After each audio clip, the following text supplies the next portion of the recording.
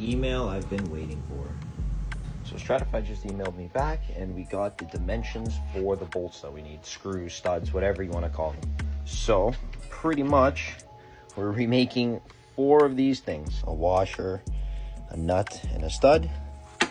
So I got a very long threaded rod, and I've already cut one to shape. It fits. So I'm gonna make 4 of these. So testing out the fitment, and it looks like everything fits perfectly. Fortunately, this way this bolt is in here, not able to get this out. So this is now the main problem. 1 slice bolt later, and she's out. So I got to roughly fit it in, just without the gasket. Our solution here looks like it's actually going to work perfectly. The only problem being there's one of these back here. So I'm going to have to figure out how I'm going to tighten this one. I might have to either loosen this and physically spin the turbo, or we'll see. But this is good news. So it's actually the next day now, and I've only managed to get 3 out of the 5 bolts tightened. The rest of the bolts, they need, the turbo cannot be in the position that it is in to get those bolts in.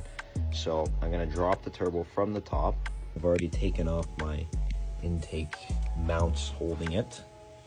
That's good. I also found my intake has been rubbing against metal. So that's a good thing I caught that while I did. Now, what I'm gonna do is I'm gonna take off, there's 4 of these holding the turbo itself on, and I'm gonna take those 4 out, and hopefully I can maneuver it to tighten those bolts there.